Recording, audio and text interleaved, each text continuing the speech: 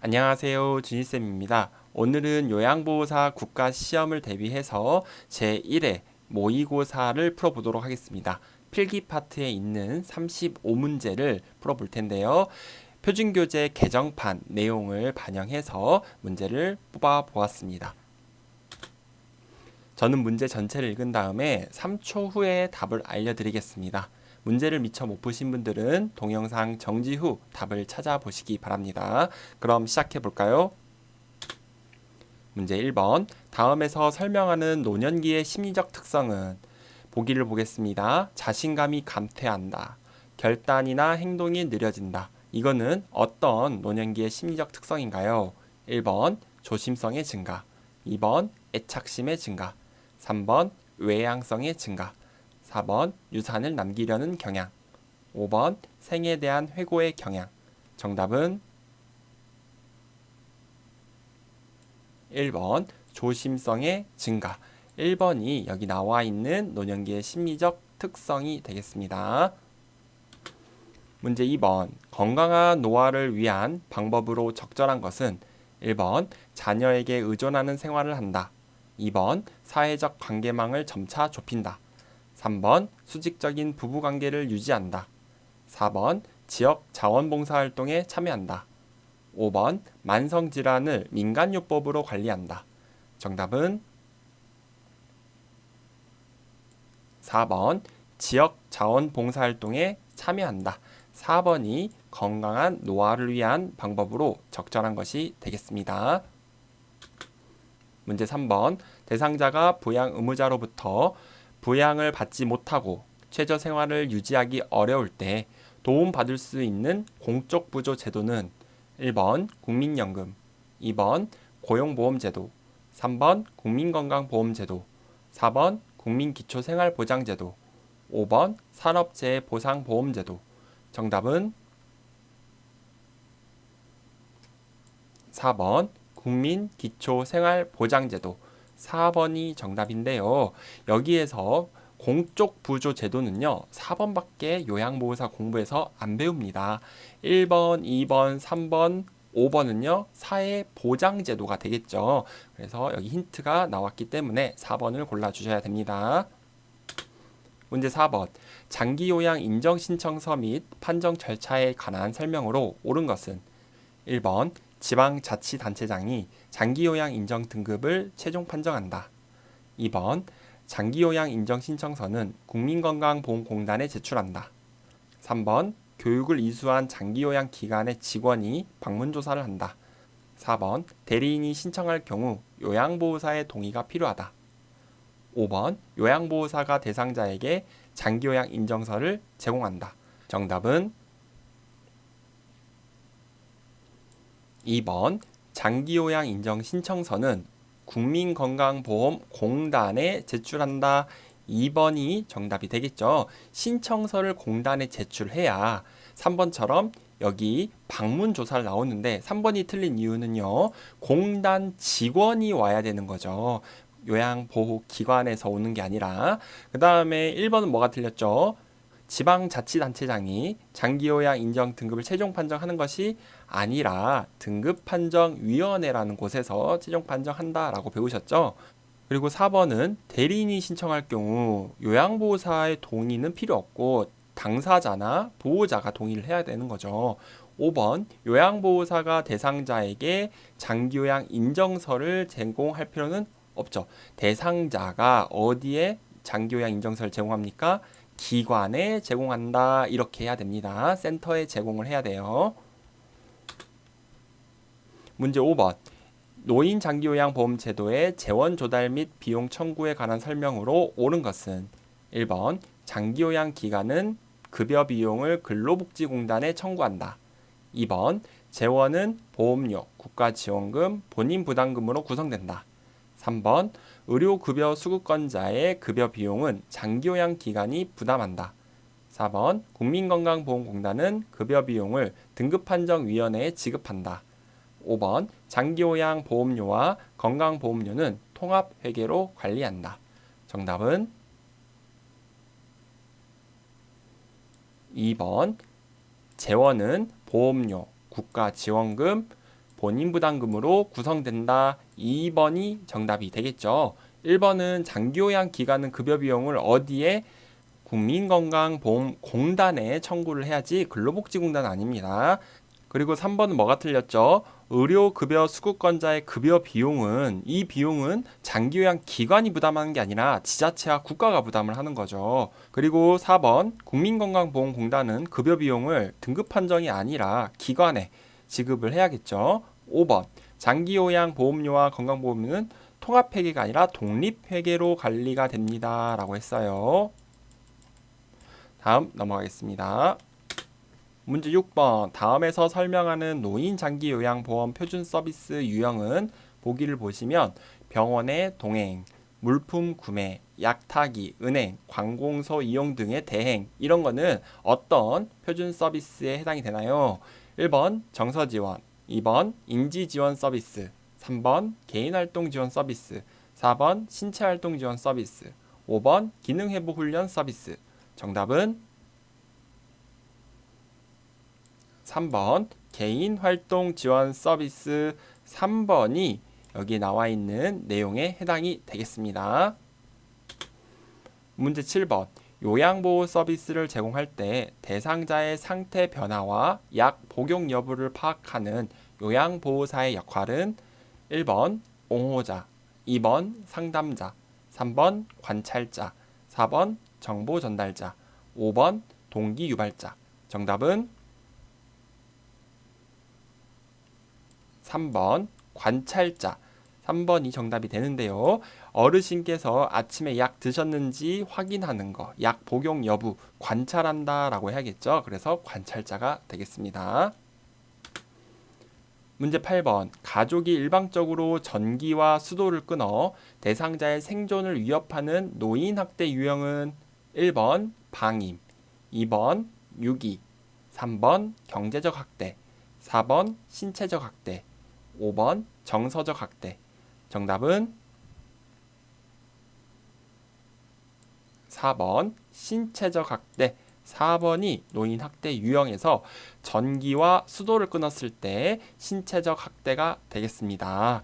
그리고 가스를 끊는다 이런 말이 나와도 신체적 학대가 되겠죠. 신체적 학대라 그래서 때리는 것만 생각하시면 안 된다 그랬어요. 원치 않는 노동을 강요하거나 약을 함부로 먹이거나 그 다음 감금시키거나 방에 가두거나 이런 것들이 다 신체적 학대에 해당이 돼요. 그럼 1번 방임은 어떤 내용이 있어야 되죠? 의식주, 뭐죠? 옷을 정말 위생관리가 안 될 정도로 방치를 해버리는 거. 그리고 먹는 걸 제대로 제공하지 않는 거. 집을 아주 형편없거나 안 좋은 곳에 방치하는 거. 그리고 또 의료 서비스를 제공하지 않는 거예요. 그러니까 어르신이 아픈데 틀 리가 없는데 그냥 무관심을 가지고 냅둬 버리는 거 다 방임이라고 보시면 되겠습니다. 그리고 좀 어려운 게 바로 용돈을 주지 않는다 이런 말이 나와도 방임이 돼요. 용돈, 경제활동 능력이 없는 노인에게 생활비를 지급하지 않거나 용돈을 주지 않는 거 방임이 되겠습니다. 유기는 우리 말 그대로 갖다 버리는 거. 그래서 그 노인 요양시설에 입소를 시켜놓고 어르신과의 연락처를 다 바꿔버려서 연락이 두절된다 이런 말 나오면 유기예요. 그렇죠? 그리고 치매 어르신, 배회하는 치매 어르신을 일부러 나가게끔 유도를 하는 것도 유기. 찾은 치매 어르신이나 실종된 어르신을 찾았는데 부양의 의무를 거부한다. 이것도 유기에 해당이 돼요. 경제적 학대는 어르신이 가지고 있는 재산이나 돈을 동의 없이 사용하는 거. 그리고 제일 잘 나오는 게 유언장을 날조한다 이런 말 나오는 거. 무슨 학대? 경제적 학대가 되겠습니다. 정서적 학대는요, 어르신이 친구를 만나거나 취미 활동을 하려고 할 때 방해하는 거 있죠. 그런 거 다 정서적 학대예요. 그리고 경조사에 참여시키지 않는다. 경조사에 참여 안 시키는 거 정서적 학대가 되겠습니다. 우리 학대 유형은요, 선생님들 무조건 한 문제 나오니까 꼭 공부를 잘 해놓으시기 바랍니다. 문제 9번 노인 학대 유형 중 정서적 학대에 해당하는 것은 1번 신체적 악화를 가져올 수 있는 조건에서 1. 노동하도록 한다. 2. 친구나 친지들과 만나거나 연락하는 것을 방해한다. 3. 노동에 대한 임금을 지급하지 않는다. 4. 신체를 빗대어 혐오감을 주는 언행을 한다. 5. 생존에 필요한 생활비 지급을 중단한다. 정답은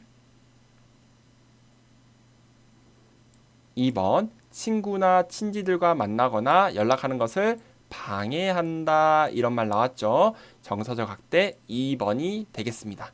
1번은 신체적 학대, 3번은 임금을 지급하지 않대요. 그건 경제적 학대. 4번은 신체를 빗대어 혐오감을 주는 언행을 한대요. 이거는 성적 학대입니다. 신체. 그렇죠? 그래서 혐오감을 준대요. 수치심을 느끼는 말을 한다. 성적 학대입니다. 5번은 생존에 필요한 생활비 지급을 생활비 용돈 나왔네요. 중단한대요. 이거는 방임에 해당이 됩니다. 문제 10번 요양보호사가 고용기관으로부터 업무상 부당한 대우를 받았을 때 대처 방법은 1번 동료 직원과 상의한다. 2번 장기요양요원지원센터에 상담을 신청한다. 3번 대상자의 가족에게 해결해달라고 요청한다. 4번 국민건강보험법에 따른 구제 방법을 알아본다. 5. 노인보호 전문기관의 법적 처리 방안을 알아본다. 정답은 2번 장기요양요원 딱 끊어볼게요. 지원센터에 상담을 신청한다. 2번이 정답이 되겠죠. 문제에서 요양보호사가 부당한 대우를 받았어요. 그래서 개인과 단체의 싸움이 되죠. 이때 이 장기요양요원, 요양보호사를 지원해주는 곳에 연락을 해서 도움을 청한다, 상담을 신청한다 이 뜻이에요. 그래서 2번이 정답이 되겠습니다. 문제 11번 대상자가 요양보호사에게 성희롱을 할 때 대처 방법은 1번 요양보호 업무를 중단하고 다른 일을 알아본다. 2번 대상자의 행동에 대해 가족에게 항의한다. 3번 감정적으로 대응한 후 해당 장소를 떠난다. 4번 반응하지 않고 계획된 업무를 수행한다. 5번 거부 의사를 표현하고 시설장에게 보고한다. 정답은 5번 거부 의사를 표현하고 시설장에게 보고한다. 5번이 정답이 되겠습니다. 문제 12번 요양보호사가 지켜야 할 직업윤리로 옳은 것은 1번 동료 요양보호사와 경쟁하는 자세를 갖는다. 2번 계획된 것보다 시간을 늘려 서비스를 제공한다. 3번 대상자와 상호 대등한 관계임을 인식한다. 4번 요양보호사의 자기결정권을 최대한 존중한다. 5. 타 직종과의 협력보다 업무의 신속성을 중시한다. 정답은 3번 대상자와 상호 대등한 관계임을 인식한다. 3번이 요양보호사가 지켜야 할 직업윤리로 옳은 것이 되겠습니다. 1번, 2번, 4번, 5번 무엇이 틀렸는지 한번 확인해 볼까요? 동료 요양보호사 경쟁하는 자세가 아니죠. 2번은 시간을 이렇게 늘려서도 안 되고요. 4번은 요양보호사의 자기결정권이 아니라 대상자의 자기결정권 이렇게 해야겠죠. 5번은 타 직종과 협력을 해야 돼요. 업무의 신속성이 중요한 게 아닙니다. 문제 13번 요양보호사가 직업윤리 원칙을 준수한 사례는 1번 업무 수행을 위한 지식과 기술을 습득한다. 2번 장기 이용 대상자에게 본인 부담금을 할인해 주었다. 3. 자신의 건강관리보다 업무 성과를 우선시하였다.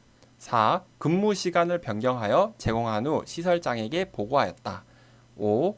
대상자에게 자신의 힘든 상황을 하소연하였다. 정답은 1번 업무 수행을 위한 지식, 기술을 습득하였다. 1번이 요양보호사 직업윤리 원칙이 되겠습니다.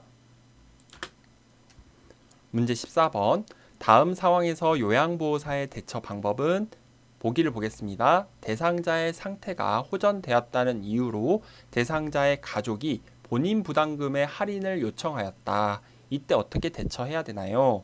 1번 불법 행위이므로 할 수 없다고 한다. 2번 시설장과 상의 후 알려주겠다고 한다. 3번 할인해주고 그만큼 서비스 시간을 줄인다.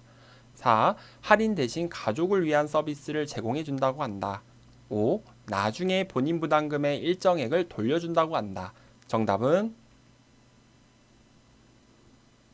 1번 불법 행위이므로 할 수 없다고 한다. 1번이 정답이 되겠습니다. 이러한 상황이 온다면 무조건 거절하셔야 돼요. 다음 넘어가겠습니다. 문제 15번. 다음 상황에서 요양보호사의 대처 방법은 대상자가 낡은 휠체어를 바꾸고 싶은데 형편이 어렵다고 호소한다. 이때 어떻게 할까요? 1. 알고 있는 업체에서 구매하도록 권유한다. 2. 휠체어를 대여해주고 사례금을 받는다. 3. 직접 구입해 가져다 준다. 4. 다른 대상자가 사용 중인 휠체어를 가져다 준다. 5. 이용할 수 있는 서비스를 안내한다. 정답은 5번 이용할 수 있는 서비스를 안내한다. 5번이 여기 상황에서 요양보호사의 적절한 대처가 되겠습니다. 문제 16번. 수근관 증후군에 관한 설명으로 옳은 것은 1. 밤에 통증이 완화된다. 2. 손을 털면 저림과 통증이 완화될 수 있다. 3. 팔을 들어 올릴 때 어깨에 저림감이 있다. 4. 손바닥을 서로 맞대면 팔꿈치 통증이 있다. 5. 새끼손가락에 통증이 있다. 정답은 2번 손을 털면 저림과 통증이 일시적으로죠 완화될 수 있다. 2번이 수근관 증후군, 손목 터널 증후군에 관한 설명이 되겠습니다. 문제 17번. 감염 예방을 위한 요양보호사의 자가관리 방법으로 옳은 것은 1번 예방적으로 항생제를 복용한다. 2번 감염 증상이 있으면 예방접종을 받는다. 3번 머리니 감염 대상자와 수건을 공동으로 사용한다. 4번 임신한 경우 수두 대상자와 접촉하지 않는다. 5번 분비물이 묻은 손은 휴지로 닦는다. 정답은 4번 임신한 경우 수두 대상자와 접촉하지 않는다. 4번이 정답이 되겠습니다. 예방적 항생제는 복용하지 않고요. 감염 증상이 있으면 예방접종을 맞는 게 아니라 예방접종은 감염 증상 있기 전에 맞아야 되겠죠. 자기 관리니까요. 그리고 3번은 머리니 있으신 분하고 수건 같이 사용하면 안 되죠. 5번에 분비물이 묻은 손은 휴지로 닦는 게 아니라 흐르는 물에 비누로 손을 씻어야 되겠죠. 그리고 4번 수두와 또 뭐가 있었죠? 풍진도 있는 사람 접촉하시면 안 된다라고 보시면 되겠습니다. 문제 18번. 노인성 질병의 특성으로 옳은 것은 1번 단독으로 발생하는 경우가 많다. 2번 약 성분이 체외로 빨리 배출되어 치료가 어렵다. 3번 정상적인 노화 과정과 구분이 어렵다. 4. 한 가지 질병이 단독으로 발생한다. 5. 질병 발생의 원인이 명확하다. 정답은 3번 정상적인 노화 과정과 구분이 어렵다. 3번이 노인성 질병의 특성으로 옳은 것이 되겠습니다. 1번은 뭐가 틀렸죠? 단독으로 발생하는 경우가 많다가 아니라 드물다라고 해야겠죠. 2번 약 성분이 체외로 빨리 배출되지가 않아요. 그래서 약물 중독 상태가 될 수가 있고요. 4번 한 가지 질병이 단독으로 발생하지 않죠. 1번이 틀렸고 4번도 틀렸습니다. 5번 질병 발생의 원인이 불명확하다 해야겠죠. 문제 19번. 설사하는 대상자를 돕는 방법으로 옳은 것은 1. 복근 강화 운동을 한다. 2. 카페인 음료를 마시게 한다. 3. 우유 섭취량을 늘리게 한다. 4. 식이섬유가 적은 음식을 제공한다. 5. 설사 초기부터 지사제를 복용하게 한다. 정답은 4번 식이섬유가 적은 음식을 제공한다. 4번이 정답이 되겠습니다. 자, 설사를 한대요. 설사는 장 운동이 증가된 상태잖아요. 그렇죠? 식이섬유가 많은 음식을 먹게 되면 어떻게 돼요? 장 운동이 또 증가해서 설사가 멈추지 않을 거예요. 그래서 설사할 때는 좀 식이섬유를 줄여라. 이렇게 고섬유 식이를 드시지 마세요. 이렇게 책에 나와 있어요. 1번 같은 경우는 변비에 대한 내용이죠. 2번 카페인 음료는요, 장운동을 또 증가시키기 때문에 안 돼요. 3번 우유도 역시 장운동을 증가시키기 때문에 변비에 좋은 음식이고, 5번 설사 초기부터 지사제 복용은요, 처방을 받아 먹어야 됩니다. 처방이라는 말이 있어야 됩니다. 문제 20번 인플루엔자 대상자를 돕는 방법으로 옳은 것은 1. 야외 활동을 권장한다. 2. 외출할 때 마스크를 쓰게 한다. 3. 치료제로 항생제를 복용하게 한다. 4. 운동 전에 기관지 확장제를 사용하게 한다. 5. 정기적으로 흉부 방사선 검사를 받게 한다. 정답은 2번 외출할 때는 마스크를 쓰게 한다. 2번이 인플루엔자 독감 대상자를 돕는 방법이 되겠습니다. 1번 야외 활동 권장 안 되죠. 독감에 걸렸을 때는 7일 정도는 좀 휴식을 취해라 이렇게 돼 있고요. 3번 치료제는 항생제가 아니라 이 인플루엔자는 바이러스예요. 그래서 항바이러스제를 복용하고 필요시에 항생제를 복용한다 이렇게 알고 계시면 되고요. 4번 운동 전에 기관지 확장제 사용은요, 천식 환자에 대한 내용이죠. 천식이 있으신 경우. 그리고 5번은 정기적으로 흉부 방사선 검사 엑스레이를 찍으라는데 이거는 결핵에 대한 내용이죠. 결핵이 있으실 경우. 그래서 우린 독감, 인플루엔자는 2번 빼고 다 틀렸습니다. 문제 21번 혈구 부족으로 몸에 필요한 산소를 충분히 공급하지 못하여 발생하는 질병은 1. 신부전 2. 정맥류 3. 빈혈 4. 부정맥 5. 동맥경화증. 정답은 3. 빈혈이 정답이 되겠죠. 혈구 부족, 혈액 부족, 그리고 산소가 부족해서 그러면 어지럽겠죠. 빈혈이 정답이 되겠습니다. 문제 22번 노화에 따른 근골격계 변화로 옳은 것은 1번 골반이 좁아진다. 2번 추간판이 오그라들어 키가 줄어든다. 3번 허리의 피하 지방이 감소한다. 4. 인대의 탄력성이 증가한다. 5. 근긴장도가 증가한다. 정답은 2번 추간판이 오그라들어 키가 줄어든다.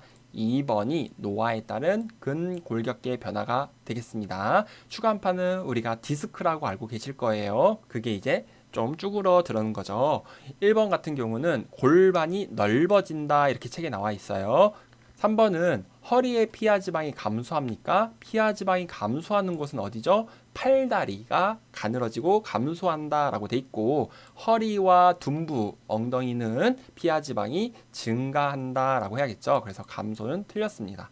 4번 인대 탄력성이 감소하게 되겠고, 5번 근긴장도가 저하된다 이렇게 해야겠죠. 문제 23번 절박성 요실금이 있는 대상자를 돕는 방법으로 옳은 것은 1번 낮에는 기저귀를 채워준다.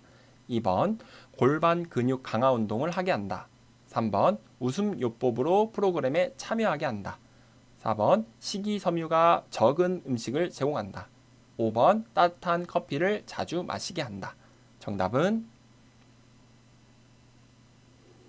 2번 골반 근육 강화 운동을 하게 한다. 2번이 정답이 되겠습니다. 요실금이 있는 대상자는 이거 정말 좋죠. 그리고 변비를 예방한다 이렇게 또 나와 있어요. 그리고 복부 비만도 예방이 돼야 됩니다. 압력이 올라가니까. 그래서 이 골반 근육 강화 운동은 다른 말로 뭐라고 합니까? 케겔 운동이라고도 하죠. 알고 계시면 좋겠습니다. 문제 24번 대상포진에 관한 설명으로 옳은 것은 1번 세균에 의해 감염되는 질환이다. 2번 장기간 스테로이드를 복용해야 한다. 3번 치료 후 신경통이 사라질 때까지 격리한다. 4. 가려움증이 있는 부위에 온찜질을 적용한다. 5. 과거에 수두를 앓았던 사람에게서 주로 발생한다. 정답은 5번 과거에 수두를 앓았던 사람에게서 주로 발생한다. 5번이 대상포진에 관한 설명으로 옳은 것이 되겠습니다. 대상포진은 1번이 틀린 이유가 바이러스에 의한 감염이에요. 그리고 2번 장기간 스테로이드, 소염제 먹을 필요는 없어요. 그리고 3번 치료 후 신경통이 사라질 때까지 격리할 필요는 없죠. 4번 가려움증 있는 부분은 맹찜질을 해야 됩니다. 문제 25번 노화에 따른 시각계 변화로 옳은 것은 1번 결막이 두꺼워진다. 2번 동공의 크기가 커진다. 3번 각막 반사가 증가한다. 4번 눈물의 양이 많아진다. 5번 시력 저하, 빛 수능의 어려움 등이 나타난다. 정답은 5번 시력 저하, 빛 수능의 어려움 등이 나타난다. 5번이 정답이 되겠죠. 결막은 얇아진다 라고 해야 되고요. 동공의 크기가 수축된다, 줄어든다 라고 해야 됐고, 각막 반사가 감소해야 된다 라고 해야겠죠. 증가가 아니라.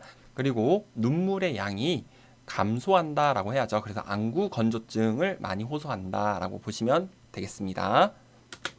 문제 26번 당뇨병 대상자의 발 관리 방법으로 옳은 것은 1번 발톱 양 끝을 둥글게 자른다. 2번 티눈은 손톱깎이로 잘라낸다. 3번 뜨거운 물로 자주 족욕을 한다. 4번 발가락이 노출되지 않게 양말을 신는다. 5. 발을 씻은 후 발가락 사이에 물기를 남겨 습기를 유지한다. 정답은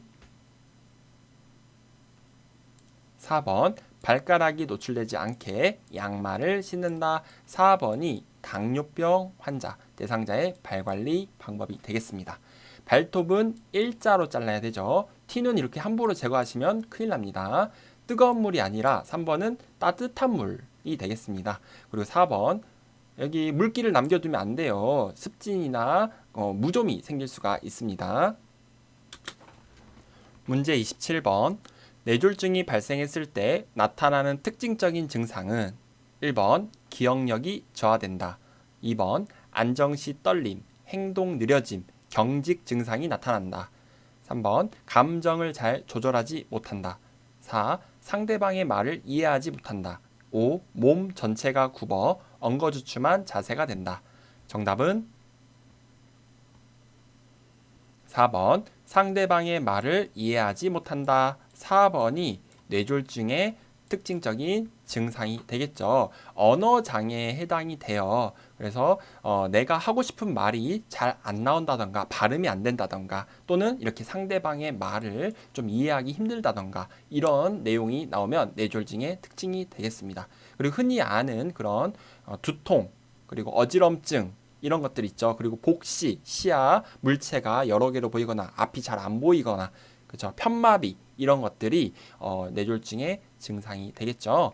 1번은 기억력이 저하된다. 이런 건 치매와 관련이 되겠고 2번 안정시 떨림, 행동 느려짐, 경직 증상 이런 거는 파킨슨 질환에 해당이 돼요. 그래서 2번하고 5번 이렇게 굽어서 엉거주춤한 자세는 파킨슨 질환입니다. 그리고 3번 감정을 잘 조절하지 못한다. 이거는 뇌졸중에 대한 내용이 아닙니다. 문제 28번 무표정한 얼굴로 안정시 손떨림이 발생하는 질병은 1번 파킨슨병, 2번 뇌수막염, 3번 뇌졸중, 4번 혈관성 치매, 5번 알츠하이머병. 정답은 1번 파킨슨병. 1번이 정답이 되겠습니다. 아까 27번 문제 잠깐 볼까요? 안정시 떨림, 행동이 느려짐 이런 것들이 파킨슨 질병을 얘기한다 라고 했죠. 그래서 여기서도 안정시 손떨림, 파킨슨이고요. 뇌 신경 전달 물질인 도파민이 부족해서 생기는 거다라고 해서 도파민이라는 이 물질을 잘 알고 계시면 되겠습니다. 이게 부족해서 생기는 겁니다. 문제 29번 노인의 운동관리 방법으로 옳은 것은 1번 방향을 빠르게 전환하는 운동을 한다. 2번 운동의 강도, 기간, 빈도를 서서히 증가시킨다. 3번 개인의 능력보다 높은 수준의 운동을 한다. 4. 최대 운동 능력으로 끌어올리기 위해 휴식을 취하지 않는다. 5. 준비 운동을 생략하고 본 운동을 시작한다. 정답은 2번 운동의 강도, 기간, 빈도를 서서히 증가시킨다. 2번이 노인의 운동관리 방법이 되겠습니다. 문제 30번 노인의 약물 복용 방법으로 옳은 것은 1번 증상이 좋아지면 처방약 복용을 중단한다. 2. 진료 후 이전 처방약을 이어서 복용하지 않는다. 3. 약물 복용을 잊은 경우 2배 용량을 한꺼번에 복용한다. 4. 약물 부작용이 나타나도 처방대로 계속 복용한다. 5. 약이 없으면 증상이 비슷한 다른 사람의 약을 복용한다. 정답은 2번 진료 후 이전 처방약을 이어서 복용하지 않는다. 이게 약물 복용 방법의 원칙이었죠. 2번이 정답이 되겠습니다. 남아있는 약을 먹어도 되는지는 담당 의사 선생님한테 진료를 받아서 여쭤보시고 약이 바뀌었다면 이전 약은 다 처분하시고 새로운 약을 이어서 복용하셔야 됩니다. 문제 31번 65세 이상 노인에게 권장되는 예방접종에 관한 설명으로 옳은 것은 1번 폐렴구균은 매년 1회 접종한다. 2번 인플루엔자는 매년 2회 접종한다. 3번 디프테리아는 1회 접종했다면 10년마다 추가로 접종한다. 4번 백일에는 1회 접종하였다면 추가 접종할 필요가 없다. 5. 대상포진은 과거 수두를 앓았다면 접종할 필요가 없다. 정답은 3번 디프테리아는 1회 접종했다면 10년마다 추가로 접종한다. 3번이 정답이 되겠죠. 디프테리아 파상풍 백일에는 10년마다 추가로 접종한다 라고 했어요. 1번 폐렴구균은 매년 1회가 아니라 이건 독감에 대한 내용이죠. 1회 하는 거는 인플루엔자 독감 예방접종이고 2번 매년 2회가 아니라 1회가 되겠습니다. 4번 100일에는 1회 접종했다면 또 이것도 10년마다 할 필요가 있고요. 그리고 5번의 대상포진은 나이가 틀렸죠. 여기는 65세 이상 노인에게 권장되는 건데 대상포진은 바뀐 책에 의하면 개정된 책에는 60세 이상부터 권장하고 있다라고 해요. 그래서 한번 접종을 했으면 1회 접종 후 추가 접종할 필요는 없다 이렇게 나와 있네요. 그리고 수두를 앓았더라도 접종을 한 번은 해야 됩니다. 이렇게 알고 계시면 되겠습니다. 문제 32번 방문 요양 서비스를 제공한 후 작성한 기록지의 내용으로 적절한 것은 1번 피부 박리가 심함 2번 오전에 물을 많이 마심 3번 최근에 기억력이 나빠짐 4번 점심때 사과 1개와 밥 1공기를 먹음 5번 소변을 많이 봄 정답은 4번 점심때 사과 1개와 밥 1공기를 먹음. 4번이 좀 구체적이고 가장 객관적으로 썼다는 내용이 되겠습니다. 문제 33번 재가 방문 후 요양보호사가 시설장에게 신속하게 보고해야 하는 경우는 1번 대상자의 방 문에 자물쇠가 설치되어 있다. 2번 유통기한이 임박한 유제품이 냉장고에 있다. 3번 거실 형광등이 깜빡거린다. 4. 이불 빨랫감이 세탁실에 있다. 5. 대상자의 자녀가 오랜만에 방문하였다. 정답은 1번 대상자의 방문에 자물쇠가 설치되어 있다. 1번은 시설장에게 보고를 해야 하는 경우가 되겠죠. 이거 무슨 학대죠? 신체적 학대에 해당이 되는 겁니다. 학대를 당하고 있는 정황이 보이기 때문에 보고를 하시면 되겠죠. 문제 34번 임종이 임박한 대상자의 신체적 변화로 옳은 것은 1번 혈압이 상승한다. 2번 피부가 붉어진다. 3번 손과 발이 따뜻해진다. 4. 소변량이 증가한다. 5번 통증을 호소한다. 정답은 5번 통증을 호소한다. 5번이 정답이 되겠습니다. 사람의 장기 그리고 감각 이런 것들이 다 멈춰져 가는 과정에서 통증이 발생할 수가 있다라고 했죠. 1번은 혈압이 상승이 아니라 저하되고 피부가 차가워지니까 붉어진다는 틀렸고요. 손과 발도 차가워집니다. 그리고 4번 소변량이 감소하게 돼요. 소변이 안 나온다라고 했어요. 문제 35번 사전연명의료의향서에 관한 설명으로 옳은 것은 1번 20세가 되어야 작성할 수 있다. 2번 사전연명의료의향서를 등록하면 의료기관에 연동된다. 3번 연명의료 중단 의향을 명시해도 심폐소생술을 시행한다. 4. 연명의료 중단 이후에도 물과 영양분은 공급된다. 5. 사전연명의료의향서를 등록한 이후에는 내용을 변경할 수 없다. 정답은 4번 연명의료 중단 이후에도 물과 영양분은 공급된다. 중단해서는 안 된다. 4번이 정답이 되겠습니다. 1번 20세가 되어야 작성할 수 있는 게 아니라 19세라고 되어 있죠. 2번 사전연명의료의향서를 등록하면 연동되지 않습니다. 그 다음 3번 심폐소생술을 시행하면 되나요? 안 되나요? 안 되죠. 시행하면 안 되는 게 심폐소생술, 항암제, 투석, 체외시술, 수혈 이런 것들은 하면 안 된다라는 내용이 있어요. 그리고 4번에 물과 영양분 공급하는 거 맞아요. 그리고 아까 통증을 호소한다 그랬죠. 그러니까 진통제 같은 거 줘서 편안한 죽음을 맞이할 수 있도록 해주는 거. 이런 것도 있습니다. 그래서 산소 공급도 공급이 가능하다라고 했고 5번 사전연명의료의향서 등록 이후에는 내용을 변경할 수도 있고요. 그리고 철회할 수도 있다. 이런 내용이 있습니다. 그래서 4번 빼고 다 틀렸습니다. 자, 이렇게 해서 필기 파트 35문제를 1회차 풀어봤는데요. 필기 파트는 21개 이상 맞으셔야 우선 첫 번째 패스가 됩니다. 다음 시간에는 실기 파트 36번부터 80번까지 같이 풀어보도록 하겠습니다. 쌤들 고생 많으셨어요.